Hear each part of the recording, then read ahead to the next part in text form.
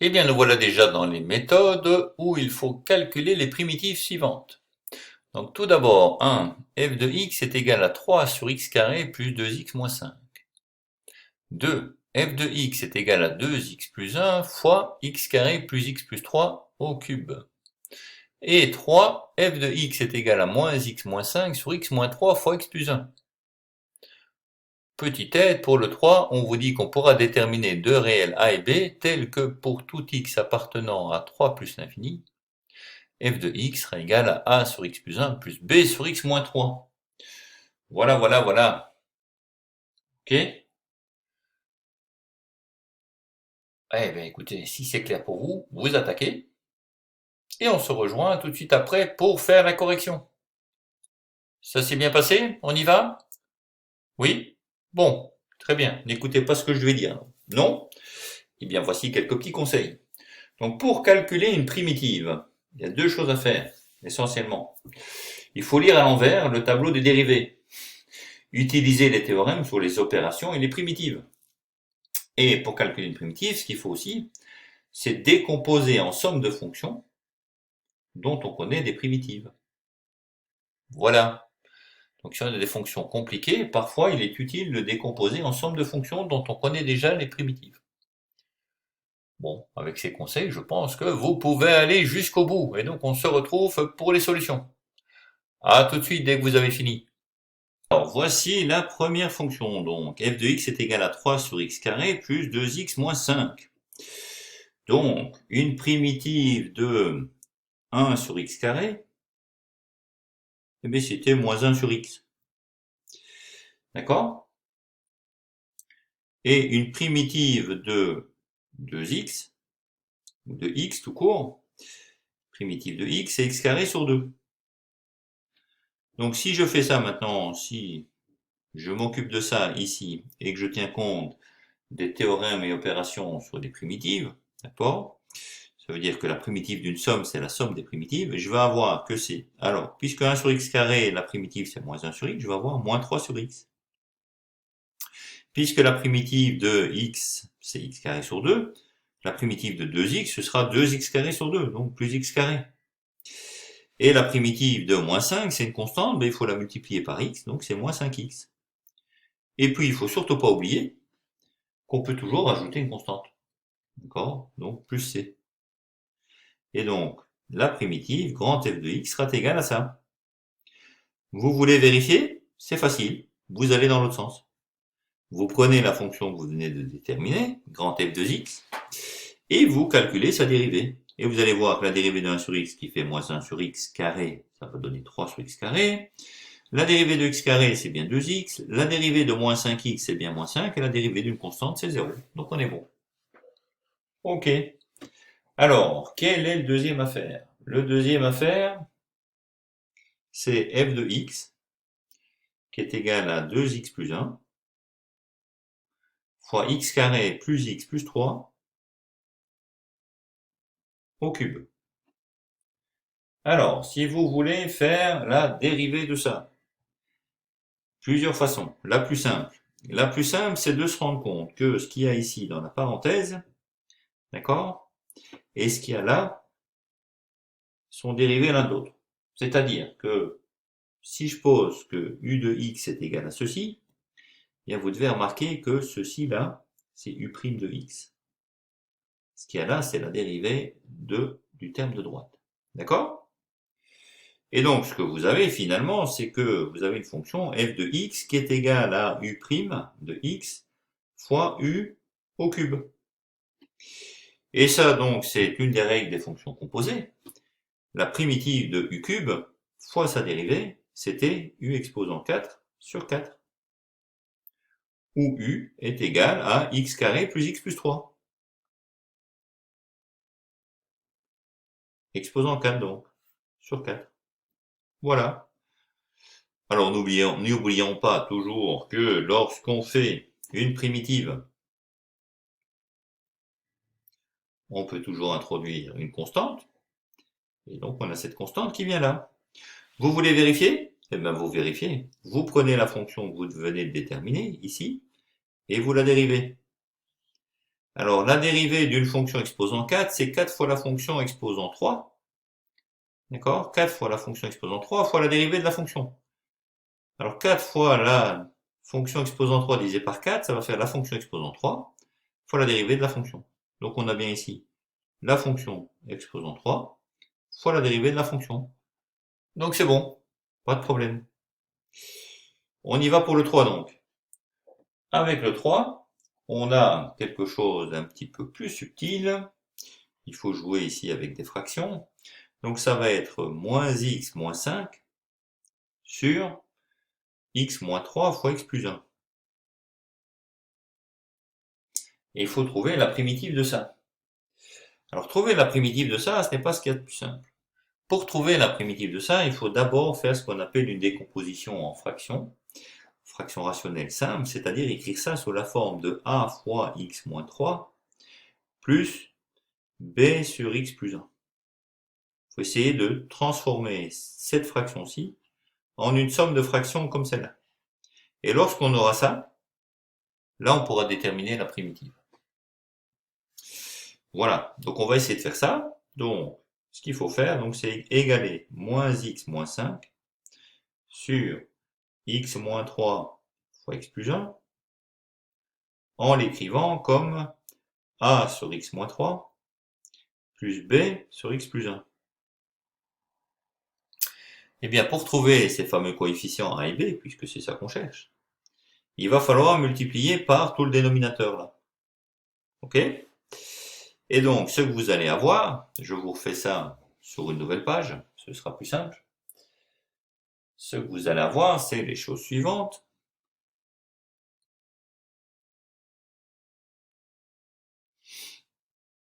Toc, toc. Donc 3. Je vais avoir donc moins x moins 5 sur x moins 3 fois x plus 1 doit pouvoir s'écrire. Alors ça, je vous le donne ici, mais c'est toujours vrai. D'accord?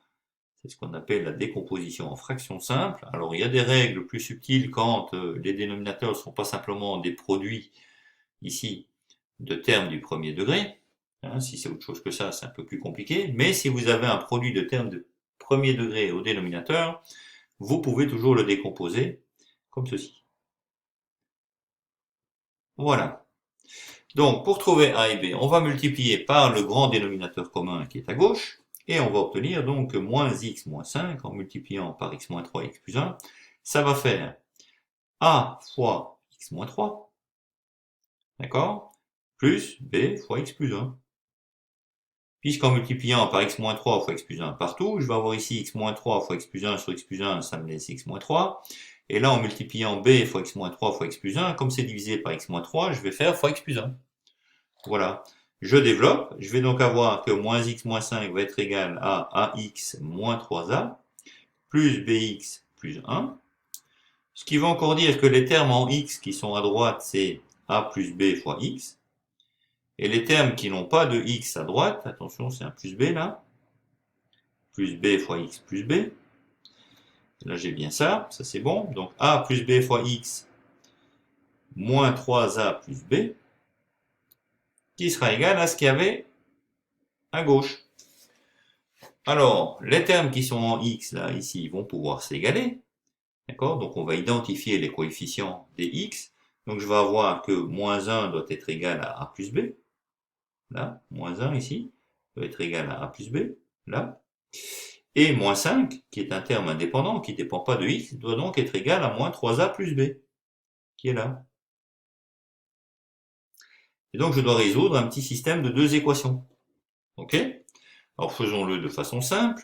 Exprimons dans l'équation du dessus que a est égal à moins 1 moins b et introduisons cette forme dans l'équation 2. Substituons. Ça veut dire que moins 5 sera égal à moins 3a, mais on a dit que a c'était moins 1 moins b. Voilà, plus b. Et ainsi, dans la deuxième équation, j'ai plus que du b. Et donc, je peux résoudre. Donc, je résous la deuxième équation, ça va faire moins 5 est égal à moins 3 fois moins 1, ça fait 3. Moins 3 fois moins b, ça fait plus 3b. Plus encore un b. Et j'ai toujours que que A sera égal à moins 1 moins B. C'était la première équation que je réécris. De ce résultat, j'obtiens que, en faisant passer, d'accord, en faisant passer le 3 à gauche, ça fait moins 8. Moins 8 sera égal à 4B. Donc 4B est égal à moins 8, donc B est égal à moins 2. Et si B est égal à moins 2, en remplaçant ici, je vais avoir moins 1 moins 2, ça fait moins 1 plus 2. Moins 1 plus 2, ça fait 1. Donc A est égal à 1, B est égal à moins 2. Donc je peux transformer mon équation de départ en f de x est donc égal à 1 sur x plus 1, d'accord, moins 2 sur x moins 3. Je viens ici. Et donc là, il faut juste trouver les primitives de ça. Alors on sait que la primitive de 1 sur x, c'est ln de x. Et donc la primitive de 1 sur x plus 1, ce sera également ln de x plus 1. Ok. Et là, je vais avoir moins 2 sur x moins 3. Et la primitive de nouveau de 1 sur x, c'est du ln de x. Donc comme j'ai ln de x moins 3, ça va faire, comme j'ai x moins 1 sur x moins 3, ça fait ln de x moins 3. Alors dans ce cas-ci, comme c'était des fonctions du premier degré, on peut prendre le ln directement. Sinon, il faut utiliser le théorème, d'accord, des fonctions composées. Mais ici, vous pouvez vérifier que c'est correct de nouveau en faisant marche arrière, c'est-à-dire en prenant la dérivée de ce grand f de x. Vous allez voir que si vous calculez la dérivée de ln de x plus 1, c'est 1 sur x plus 1 fois la dérivée de x plus 1. Mais la dérivée de x plus 1, c'est 1. Donc il ne fallait rien faire de plus. Si je prends la deuxième partie, moins 2 fois ln de x moins 3, la dérivée de ln de x moins 3, c'est 1 sur x moins 3 fois la dérivée de x moins 3 qui vaut 1. Donc 1 sur x moins 3 fois moins 2, c'est bien moins 2 sur x moins 3. Et, bien sûr, je vous ai oublié quelque chose. Dans l'histoire, ici, il faut encore pas oublier le c. Puisqu'on a toujours une constante qui, lorsqu'on va la dériver, va me redonner 0. Donc c'est toujours bon. Voilà. Donc en finale, eh bien la fonction primitive, c'est ln de x plus 1 moins 2 fois ln de x moins 3 plus c. Et ça finit ce premier exercice. Alors, dans ce deuxième exercice de méthode, nous allons déterminer une primitive et une tangente à sa courbe. Donc petit 1, on considère la fonction f définie sur l'ensemble des réels par f de x est égal à x carré fois e exposant x. On demande de trouver une primitive grand F de petit f de la forme ax carré plus bx plus c, entre parenthèses, que multiplie e exposant x. Deuxièmement, on demande de trouver la primitive grand G de f qui prend la valeur 2 en moins 1. Et enfin, troisièmement, on demande de donner une équation de la tangente à la courbe représentant grand G, au point d'abscisse moins 1. Et bien voilà un exercice sur les primitives, où il faut en même temps calculer une tangente à la courbe. Et bien voilà, je pense que c'est clair. Donc allez-y, arrêtez la vidéo, prenez papier et crayon, et c'est parti. Est-ce que ça a été? Oui? Tout va bien? Ça s'est bien déroulé? Vous avez trouvé la solution? Bon, très bien, tant mieux. Alors, si ça n'a pas été par contre, voici deux petits conseils qui vont vous permettre d'aller jusqu'au bout. Donc pour résoudre la question 1, il faut bien se rappeler que si grand f est une primitive de petit f, ça veut dire que la dérivée de grand f de x, c'est petit f de x. Et donc on peut utiliser la dérivée d'un produit pour trouver ces fameux coefficients a, b et c. 2. Grand G prend la valeur 2 en moins 1, signifie que grand G de moins 1 est égal à 2. Voilà. Avec ça, vous avez tout ce qu'il vous faut pour bien terminer. À bientôt pour la correction. Allons-y pour la résolution de cet exercice. Donc nous avons la fonction f de x qui est égale à x carré fois exposant x. Et on cherche sa primitive grand F qui est de la forme ax carré plus bx plus c fois e exposant x. Alors, pour tout x réel, on a donc que, puisque f, grand F, c'est la primitive de petit f, on a donc que f' de x, ce sera égal à la dérivée de cette fonction grand F, qui est une fonction produit, u fois v. Donc quand je fais la dérivée, c'est u'v plus uv', ce qui va me donner 2ax plus b plus que multiplie e exposant x, plus ax carré plus bx plus c que multiplie e exposant x. Voilà.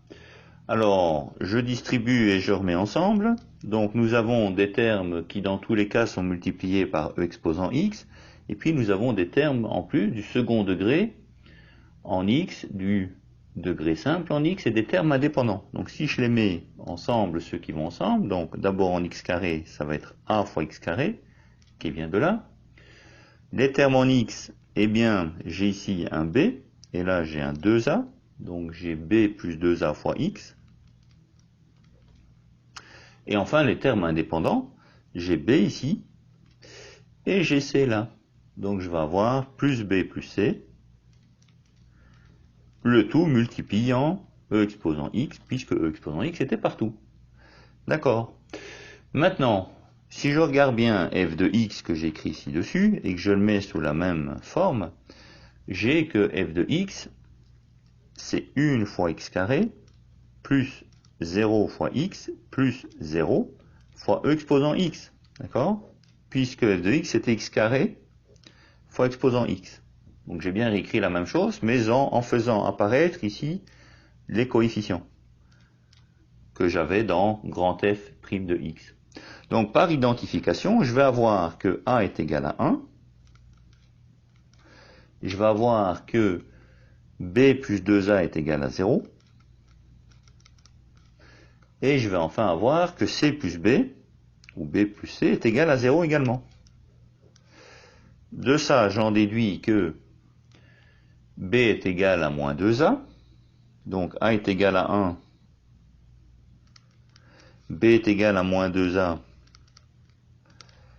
Et C est égal à moins B.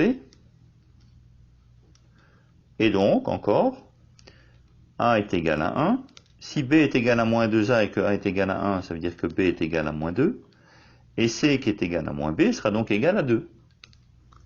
D'accord? Donc, la fonction grand F de x que je cherche sera donc de la forme 1 fois x carré moins 2 fois x plus 2, le tout multipliant e exposant x. Voilà. Alors, dans le 2, on demande de trouver la primitive g de f qui prend la valeur 2 en moins 1. Donc, on sait que toute primitive g de f s'écrit sous la forme g de x est égal à f de x plus un certain k qui est une constante, qui peut prendre a priori n'importe quelle valeur arbitraire. Or, ici, nous voulons que g de moins 1 soit égal à 2. C'est-à-dire que lorsque l'on va remplacer x par moins 1, on doit avoir 2 comme image. Ce qui va encore dire que f de moins 1 plus k doit être égal à 2. Alors, f de moins 1, comme on l'a ici ci-dessus, ça va être 1 plus 2 fois e exposant moins x plus k, pardon, e exposant moins 1 plus k qui doit être égal à 2. Et ça va encore dire que k, que je cherche, doit être égal à 2 moins 5 fois e exposant moins 1. Le moins 5 venant d'ici, que j'ai fait passer à droite. Voilà. Par conséquent, mais le g de x qui est tel que j'ai ça, donc le g de x tel que g de moins 1 est égal à 2, c'est g de x qui est égal à f de x qui était égal à x carré moins 2x plus 2 fois e exposant x, plus k, c'est-à-dire plus 2 moins 5 fois e exposant moins 1. Voilà, voilà. Alors, en 3, on demande une équation de la tangente à la courbe représentant g au point d'abscisse moins 1. Et bien donc, pour faire ça, en 3, je sais que puisque c'est une équation de la tangente à la courbe qui représente g au point d'abscisse moins 1, je vais devoir calculer l'équation de la droite en moins 1. Donc pour ça, j'ai besoin de connaître la dérivée de g en moins 1, ce qui est égal à f de moins 1, puisque g, grand G, c'est une primitive de petit f, donc ça fait e exposant moins 1. De plus, je sais que g de moins 1, c'est égal à 2, ça m'avait été donné dans l'énoncé du 2, et donc l'équation cherchée est l'équation d'une tangente, qui est l'équation générale d'une tangente, c'est gy est égal à g' de a fois x moins a plus g de a, s'écrira donc ici, eh bien, y est égal à 1 sur e fois x plus 1 plus 2, en remplaçant par les valeurs g' de 1 et g de moins 1 que j'avais ici dessus, et en sachant que, effectivement, x valait moins 1. Voilà. Et donc ceci termine tout cet exercice de méthode numéro 2. C'était peut-être pas le plus simple du monde, mais il n'était pas si terrible non plus. Voilà. Allez, courage, et on se voit tout de suite pour la suite avec le numéro 3.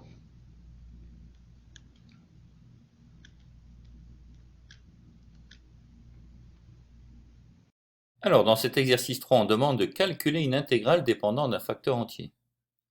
Donc, on considère un entier naturel n, et on pose que in, c'est l'intégrale de 0 à 1 de x exposant n sur racine carrée de 1 plus x carré, dx.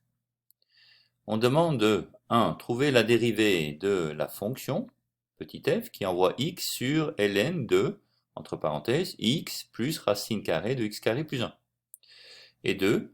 On demande de calculer I0 et I1.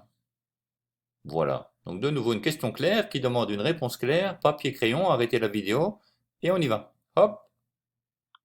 Eh bien, j'espère que tout s'est bien passé. Si c'est le cas, on se retrouve après pour la solution.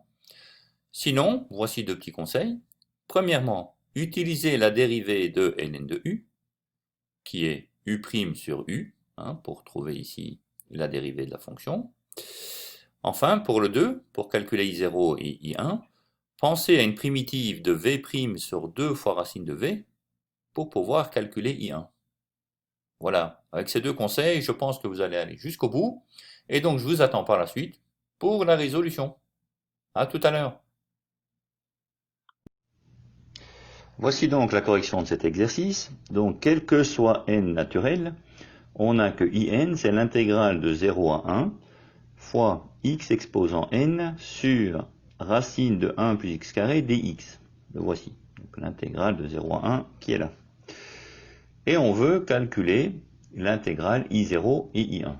Et pour cela, on va s'aider de la dérivée de f de x, qui est égale ici, f de x, à ln de x plus racine carrée de x carré plus 1.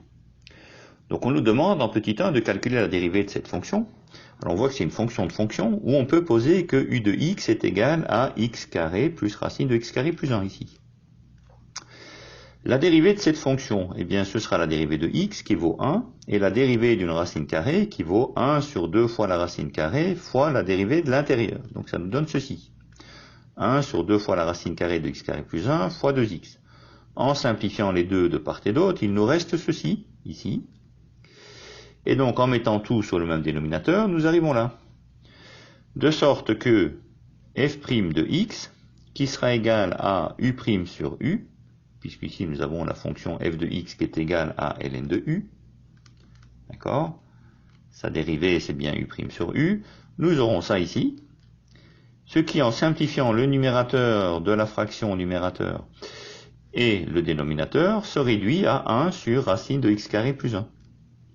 Donc la dérivée de la fonction f en x, c'est 1 sur racine de x carré plus 1, ce qui va encore dire que f est une primitive de x est envoyée sur 1 sur racine de x carré plus 1.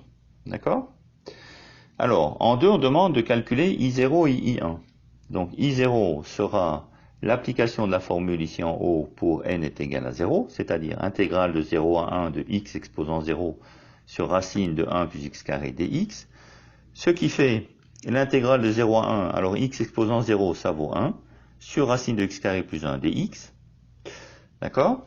Alors, puisque une primitive de la fonction 1 sur racine de x carré plus 1, c'est f de x, eh bien on va voir que ceci, c'est f de x qui va de 0 à 1, c'est-à-dire f de 1 moins f de 0.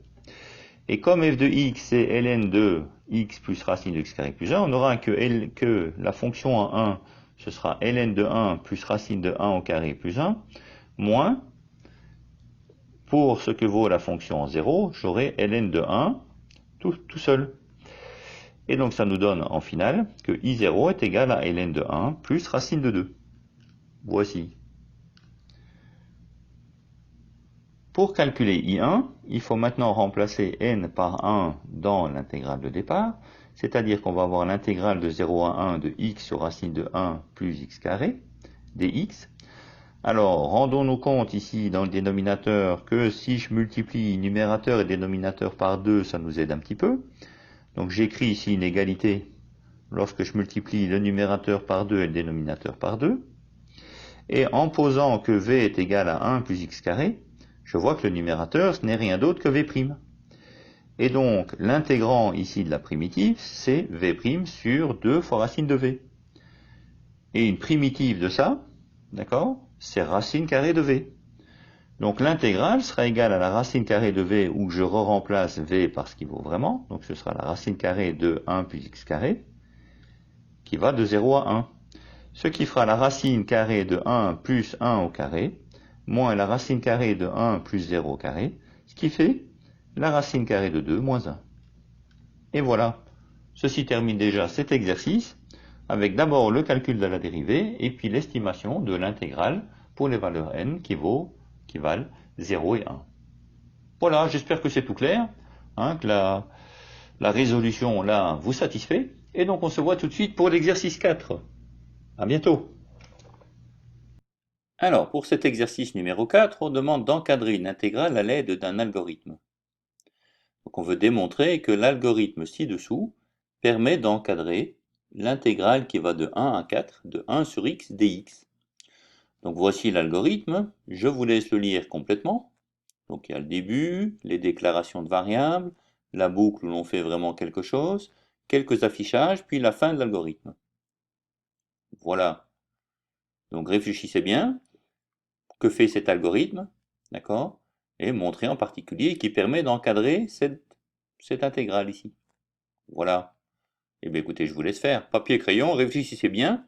Et puis on se revoit dans quelques instants pour la solution. Éventuellement, quelques conseils si ça va moins bien. Mais réfléchissez, Le but du jeu, c'est de trouver par vous-même. Pas de vous laisser guider par ma voix. Alors, l'énoncé n'était peut-être pas le plus simple. Il était peut-être un petit peu sec, comme on dit. Eh bien voilà la figure qui sert un peu de guide. D'accord? Elle ne donne pas la solution, mais elle indique un peu ce qui se passe. Donc la courbe rouge ici, qui est la courbe 1 sur x, d'accord, est encadrée par deux suites de rectangles. La suite des rectangles en rouge et la suite des rectangles en bleu. Donc les bleus, les aires qui sont dans les rectangles bleus sont supérieurs aux aires de la courbe à chaque fois, et les aires des courbes rouges sont inférieures. Mais ils ont tous la même largeur. Et la largeur, c'est le pas de la subdivision du segment 1,4. Et donc en observant les valeurs successives prises par les variables R1 et R2, on peut voir ce que contiennent ces deux variables. Et ainsi, ça peut nous aider à comprendre l'algorithme et à démontrer la relation cherchée, qui est que c'est l'intégrale de la courbe qui va de 1 à 4.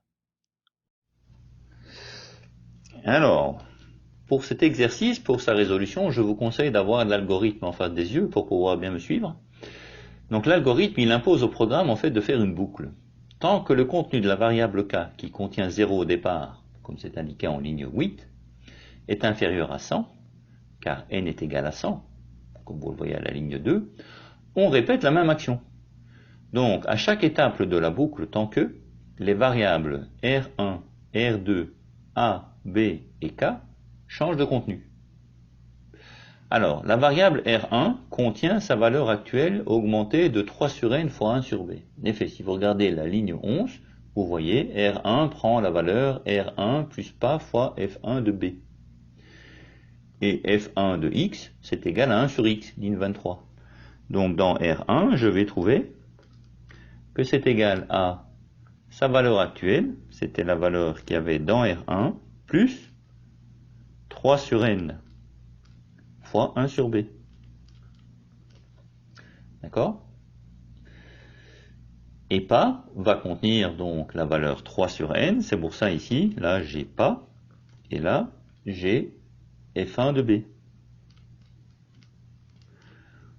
Ou pas, on l'a dit dans la ligne plus haut là-bas, pas il est en ligne blablabla, pas il est en ligne 3, il prend la valeur 3 sur n, donc vous voyez pourquoi il est 3 sur n ici, et f1 de b, comme c'est f1 de x, vaut 1 sur x, ça fait 1 sur b.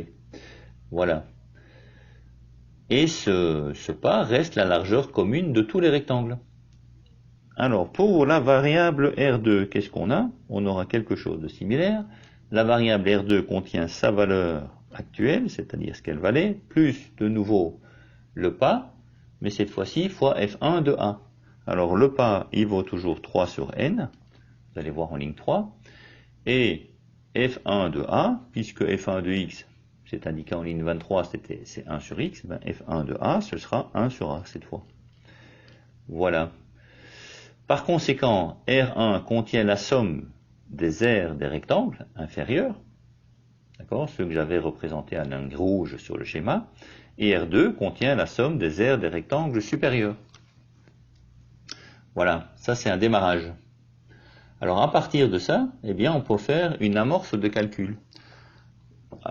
Et n vaut 100 dans tous les cas. Donc une amorce de calcul, ça veut dire qu'on peut essayer de faire déjà sur papier un petit peu de se rendre compte de ce qui se passe. Donc on va regarder les étapes. Ce qui se passe, ce que vaut l'air 1 au fur et à mesure, ce que vaut l'air 2, d'accord, et A, B et K. D'accord, on va à travers la boucle en regardant les valeurs successives que peuvent prendre les différentes variables. Alors, si je fais ça, qu'obtient-on? Alors allons-y. À l'initialisation, c'est-à-dire au début du programme, on a mis 0 dans l'air 1, 0 dans l'air 2, A qui vaut 1, B qui vaut 1 plus 3 sur n, et K qui vaut 0. D'accord? Après, je rentre dans la boucle et je fais les étapes.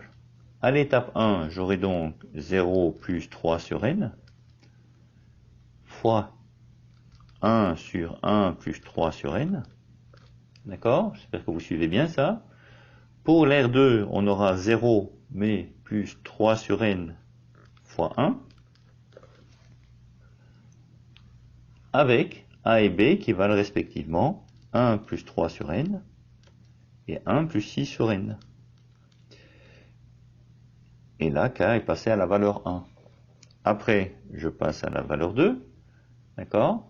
Donc je vais avoir la valeur précédente, que je vais appeler VP, plus la nouvelle valeur, c'est égal à 3 sur n fois 1 sur 1 plus 6 sur n.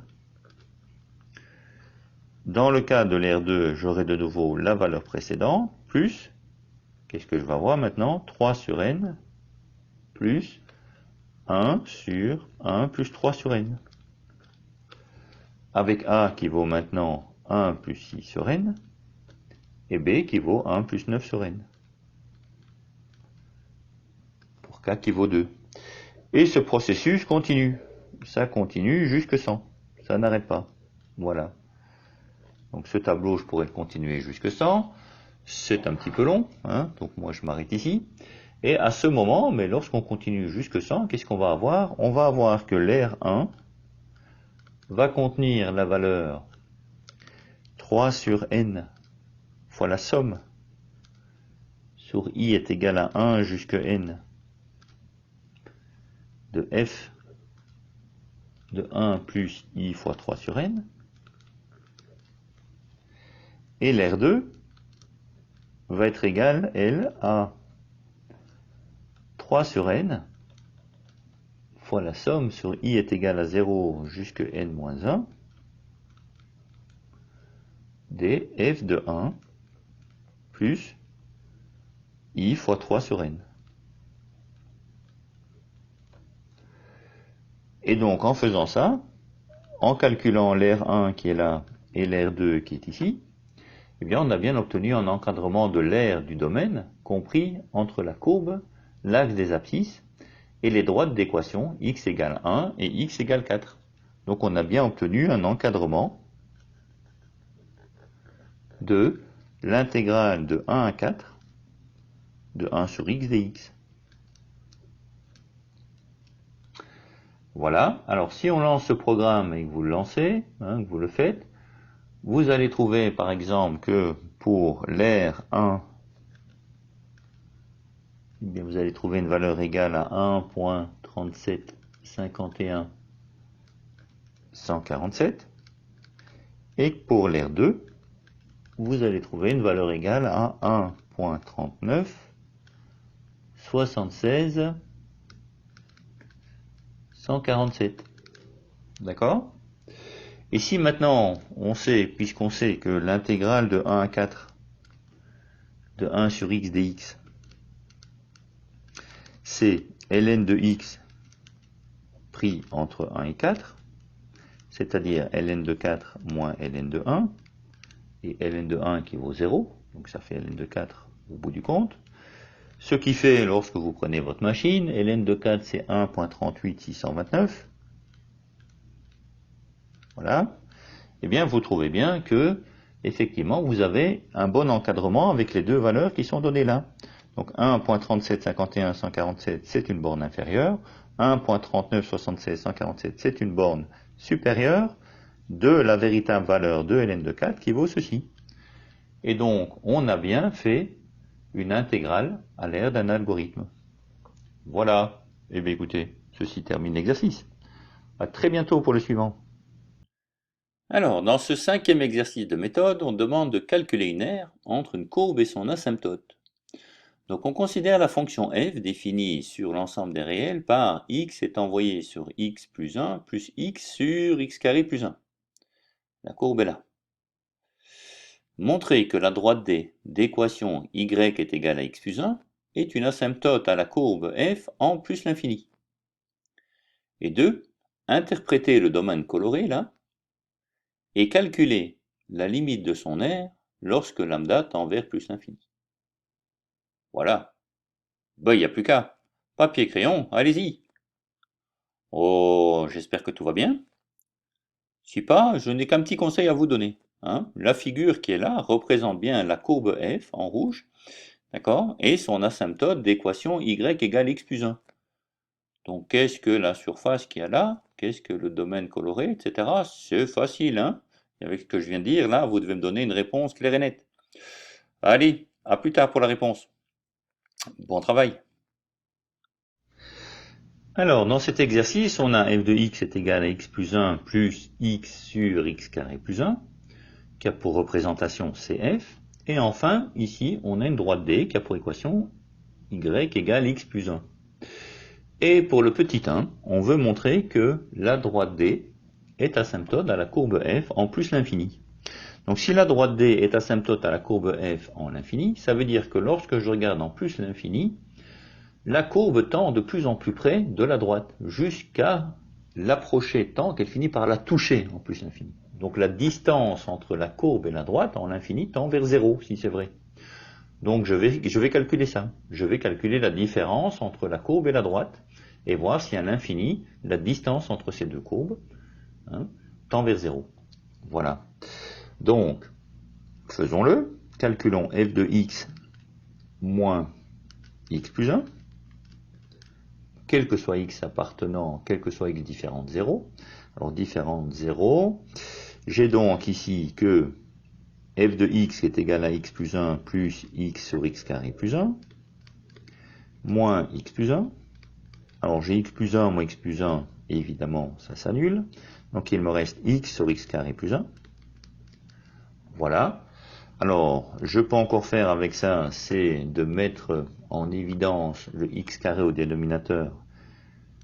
Ça va me donner x carré fois 1 plus 1 sur x carré.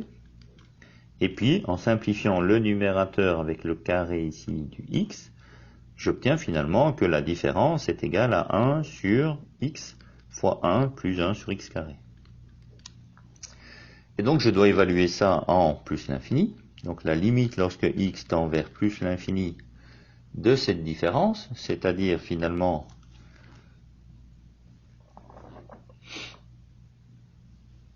de ceci ici, eh bien c'est égal à la limite lorsque x tend vers plus l'infini de 1 sur x fois la limite lorsque x tend vers plus l'infini de 1 sur 1 plus 1 sur x carré. D'accord? Et ici, je peux encore considérer ceci comme étant 1 sur la limite lorsque x tend vers plus l'infini de 1 plus 1 sur x carré. Et cette limite, lorsque x tend vers l'infini de 1 sur 1 plus x carré, eh bien x carré, lorsque x tend vers l'infini, tend vers l'infini. D'accord? 1 sur x carré tend donc vers 0, donc ceci tend vers 1. Et donc 1 sur 1, le rapport tend vers 1. Donc cette limite, ici, le côté droit tend vers 1. Et donc je vais avoir la limite lorsque x tend vers l'infini de 1 sur x. Donc voilà. De 1 sur x fois 1. Et la limite lorsque x tend vers l'infini, ici je l'ai écrit deux fois, excusez-moi, de 1 sur x, ça fait 0. Donc voilà, en l'infini, effectivement, la courbe se rapproche de plus en plus de la droite, de sorte que la différence entre les deux courbes fasse 0. Ok, donc on a bien que la limite, lorsque x tend vers plus l'infini, de f de x moins x plus 1 est égale à 0. Et donc, la droite D est asymptote. Hein, je l'écris in extenso, comme vous devrez le faire hein, le jour du bac, il faut écrire les réponses. Est asymptote, d'accord, à CF en plus l'infini. Voilà, donc ça nous fait le numéro 1. Dans la question 2, ce qu'on nous demande, c'est d'interpréter le domaine coloré et de calculer la limite de son aire quand lambda tend vers l'infini. Alors, le domaine coloré est compris entre la courbe et son asymptote. Son aire A, elle est donc égale à l'intégrale entre 0 et lambda de f de x moins x plus 1 dx. Ce qui fera l'intégrale de 0 à lambda de x sur x carré plus 1.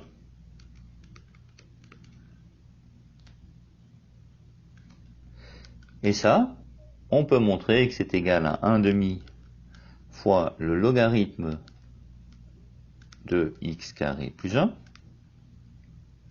pris entre 0 et lambda, ce qui veut dire que ce sera 1/2 fois le ln de 1 plus lambda carré. Alors vous allez me demander comment je suis passé de là à là.